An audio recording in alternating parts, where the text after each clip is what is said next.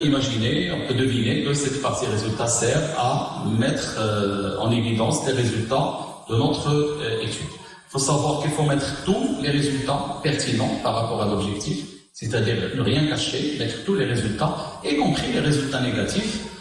Ne pas oublier au début de cette partie résultat de présenter la répartition des groupes, leur comparabilité, la répartition des pertes de vue. C'est ce qu'on appelle communément le chart flow, c'est-à-dire si je dois inclure un nombre de patients dans mon étude, je dois précisément combien des patients je voulais recruter au départ, combien finalement j'ai eu dans mon étude à la fin, combien de pertes de vue, combien de personnes qui ont refusé, etc. Et ça permet de donner une idée sur la représentativité de mon échantillon. Il faut savoir que dans cette section résultats, il n'y a pas de référence bibliographique, donc c'est que sauf les résultats de l'étude. Un autre point important, il ne faut pas donner les résultats qui ne sont pas cohérents avec le but de travail. C'est-à-dire que parfois, dans le cadre d'une étude, on recueille beaucoup d'informations, mais ces informations peuvent être utiles à d'autres publications. Mais dans le cadre de notre objectif, il faut mettre que les résultats qui sont liés à cet objectif et pas les autres résultats. Un autre point important, dans la partie résultats, il ne faut pas mettre de commentaires personnels, pas de jugement, que les résultats et de manière très scientifique et rigoureuse. Enfin, j'insiste sur l'utilisation des tableaux et des figures dans la partie de résultats, car ils fournissent un maximum d'informations sous une forme synthétique et claire, et donc ils vont pouvoir éviter les répétitions, ils doivent être informatifs par eux-mêmes. Donc, de toute façon, dans le cours qui est joint à cette présentation, on va détailler avec beaucoup plus de détails les caractéristiques requises scientifiquement pour les tableaux et les figures. Et bien sûr, les tableaux et les figures doivent être rappelés dans le texte, dans les commentaires, ils doivent être rappelés et faire la référence à un tableau ou bien à une figure. Après, c'est un résumé de cette partie résultat. Grosso modo, et en général dans les articles, la partie résultat est composée de 3 grandes sections. La première section, c'est ce qu'on appelle analyse descriptive, composée de la chart flow, de la description sociodémographique, de la description clinique, de la description évolutive globale, et comporte un tableau, un graphique et des commentaires. Après, une deuxième section, c'est ce qu'on appelle section de l'analyse univariée.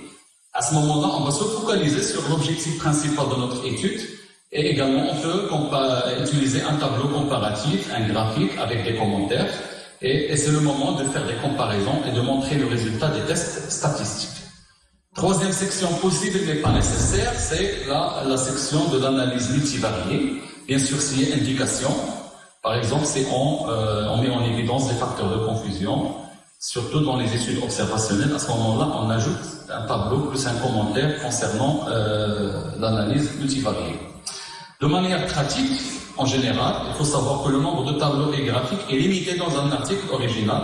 C'est pas comme dans un rapport ou bien dans une thèse. On peut mettre autant de graphiques que de tableaux qu'on veut, mais dans un article original, le nombre de tableaux et de graphiques il est vraiment limité. Donc, autant choisir ceux qui sont pertinents et parlants.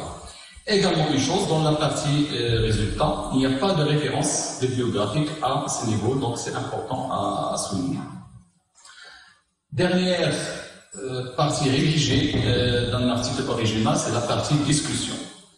Cette partie discussion, elle doit être précise, elle va préciser si le but de travail exposé à la fin de l'introduction a été atteint ou non. Donc c'est la mise au point de tout le travail.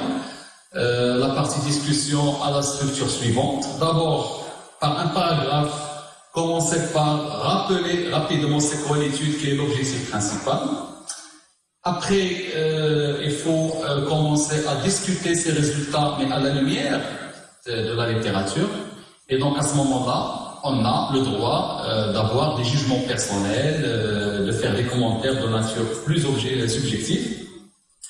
Et il y a une autre section à la fin qui va évaluer un petit peu qui sont les faiblesses et les forces de cette étude c'est-à-dire une autocritique. Ça également, il est très souhaitable de mettre ça dans la discussion. Ça montre que nous sommes conscients de notre faiblesse, mais on va mettre en avant également le point fort.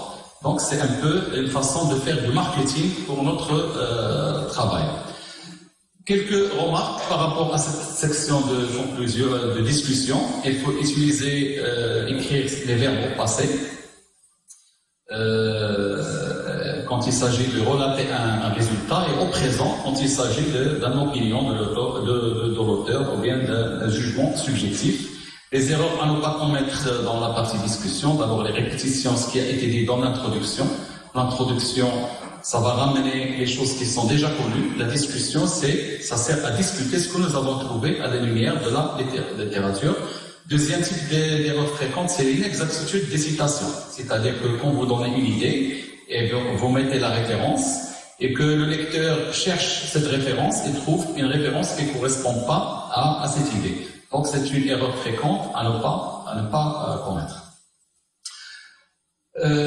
Là, une petite partie de l'article original qui s'appelle résumé, qui se trouve normalement au début de la publication. C'est la partie résumé, ou bien abstract en anglais. C'est un résumé qui est composé de 200 à 250 mots, selon la revue, et comporte partie objectif, matériel élémentaire, résultat, conclusion et les mots-clés, mais de façon très précise. Et donc, ça permet de donner une idée sur notre travail. En général, les lecteurs commencent par lire le résumé avant de savoir est-ce qu'ils vont lire votre article ou pas. Alors, pour terminer, la structure d'un article scientifique, on peut la schématiser comme suite. Le titre qui doit être court et marquant. Après, les auteurs. Troisièmement, le résumé ou bien l'abstract. Quatrièmement, la partie introduction. On a expliqué les caractéristiques de cette introduction. Cinquièmement, partie matériel et méthode. Sixièmement, partie résultat.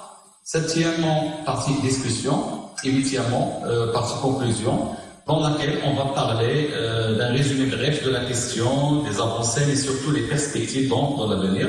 Et enfin, la partie qui est réservée à la bibliographie, qui sera abordée dans une autre vidéo. Et je vous remercie.